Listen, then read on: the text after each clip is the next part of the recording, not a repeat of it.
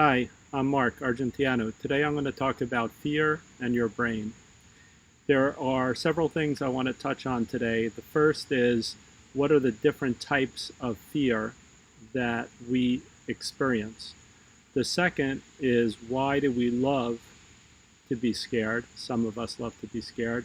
Second is, what if fear goes too far and it takes over your life? What do you do about it? So with that, let's jump in. So fear is caused by the limbic system. The limbic system is a part of your brain that controls what doctors like to call the 4 F's: feeding, fighting, fleeing, and fornication, the 4 F's. But in order to understand a little bit better, you have to understand that inside our skulls, some people believe we have not only one brain, but we have 3 brains. It's not only that limbic system. It's an older part of the brain too. If you dig deeper, as if you were digging into an archaeological site, and you dig deeper than the limbic system, you would come upon what they call the reptilian brain. And the reptilian brain is called that because it's the same brain in our head, more or less, that is in a crocodile's head. On top of the limbic system, more evolutionarily new than the limbic system, is the neocortex, the thinking part of your brain. So with that as an understanding, let's talk about the different types of fear. So there's some fear that we have that's genetic. It's in our collective unconsciousness. Everybody is born with it. And it was actually proven that we have certain fears that are inborn. And the way it was proven is some scientists took a bunch of tiny babies and sat them on their mother's laps. And the tiny babies had never seen any spiders or snakes or things of that nature. And they weren't looking at the mothers to get the cues. And the scientists would show the babies the different pictures: a butterfly, a flower, a spider, a snake. And it turned out that without possibly having been taught by anybody, a significant percentage of babies were actually scared by the spiders. So that's an inborn type of fear, fear in all of our collective unconsciousness. The next type of fear is what I like to call sort of a bottom-up fear, or a jump fear. So if someone says boo, or if you're watching a scary movie and the axe murderer suddenly comes out and strikes someone, that's a bottom-up type of fear. And that's mediated, that's started by that reptilian part of the brain and the information sent up to the limbic system, and that's why you feel frightened, because the limbic system mediates it, but it's coming from the bottom up. Another type of fear would be more the suspense fear, the fear that builds slowly, the fear that eats away at you even after that moment on the screen is gone, or that moment in your life is gone. So that's a more suspenseful top-down fear, and that comes because it's mediated by your neocortex, the thinking part of your brain, the frontal lobes, if you will, which is your executive center, or other parts of the brain that we're going to talk about for a little while in this video. So now, the next thing I wanted to talk about is, why do we love to be scared? Why do certain people love to be scared? Many of us love to be scared. We go to scary movies, we go to haunted houses, we do things like that, and we find a lot of pleasure and a lot of joy in it.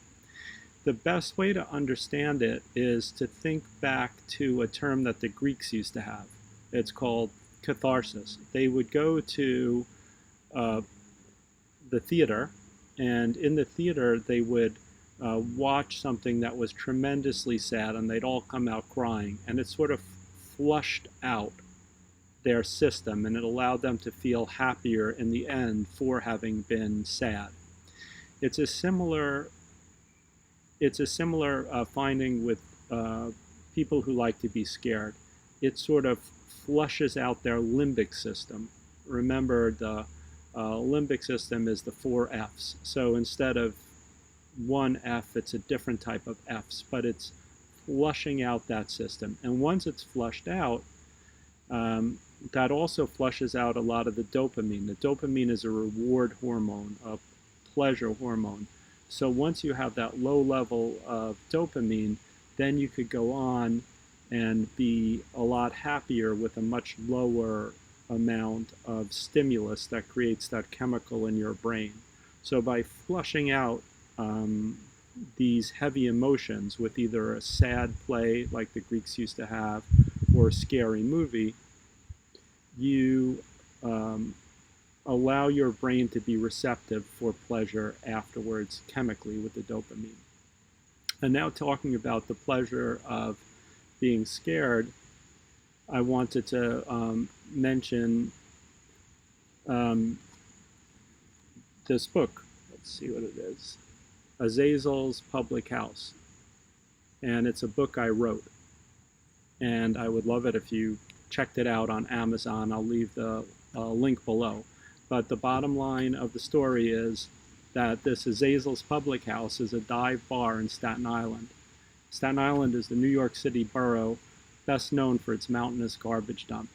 And it's run by Pete, who happens to be a lot more than just a manager. Pete's ever-seeking spirit gallops on the foul stench that wafts from the dump and torments the good people of Staten Island. But Pete's had his fill of out-of-borough provincial life, and he's gunning for a promotion.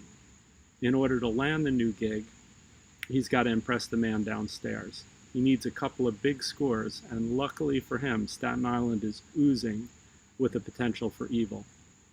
Carl and Anthony, two teenage buddies who share a bond that goes deeper than friendship, deeper even than blood, may be just the ticket.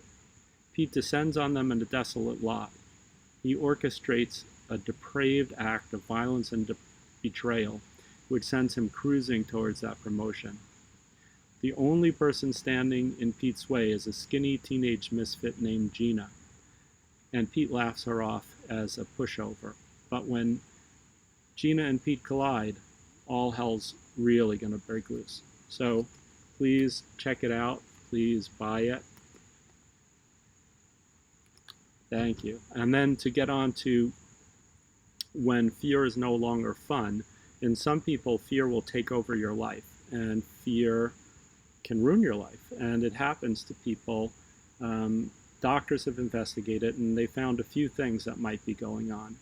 One of the things that might be going on is that the hippocampus, part of the limbic system that is responsible for memory more than emotion, is been found to be too big. So scientists evaluated a bunch of older people and gauged their level of fearfulness. And those who had the highest level of fearfulness also had a abnormally sized, larger hippocampus than would be expected.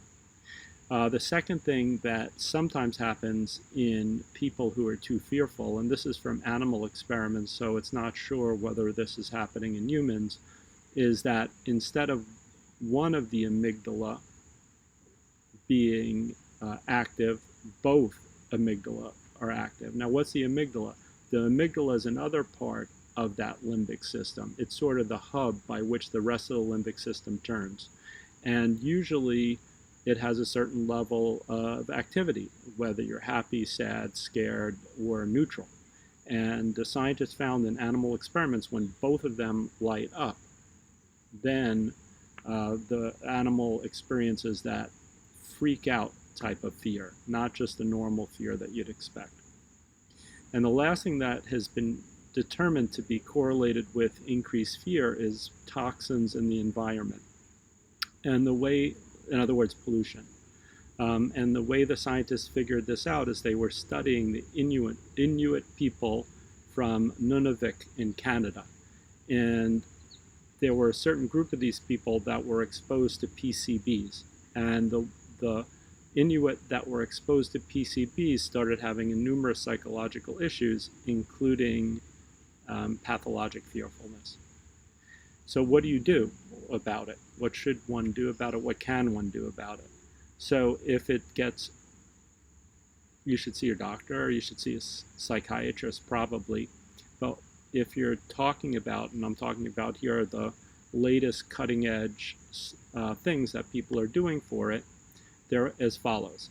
One of the things that people are doing for it is they're using transcranial magnetic stimulation. And what that is they take a powerful magnet, either as a paddle or a helmet, and they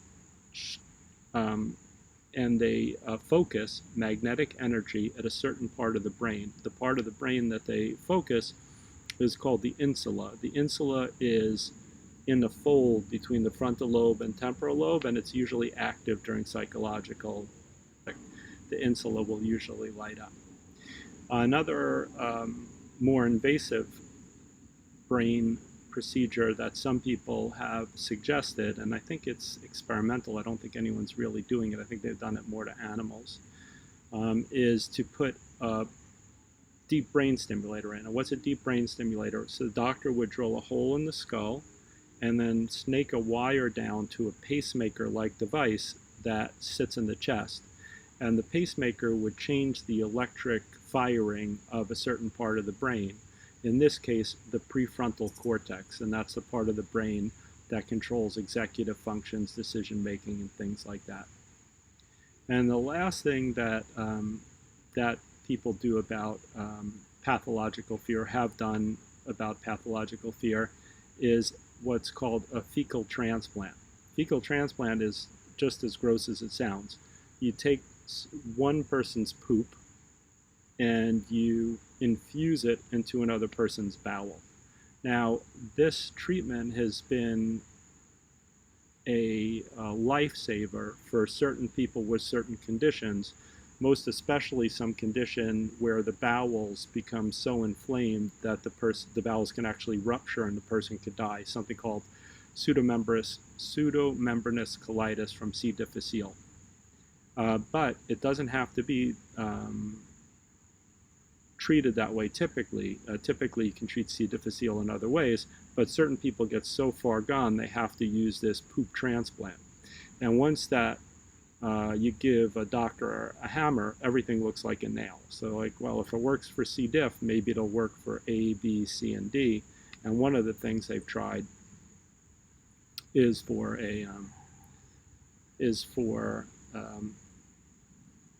pathologic fear. So I hope you enjoyed this video. Please share it and like it, and if you're watching it on YouTube, please subscribe to the channel, and also please buy or check out at least my book,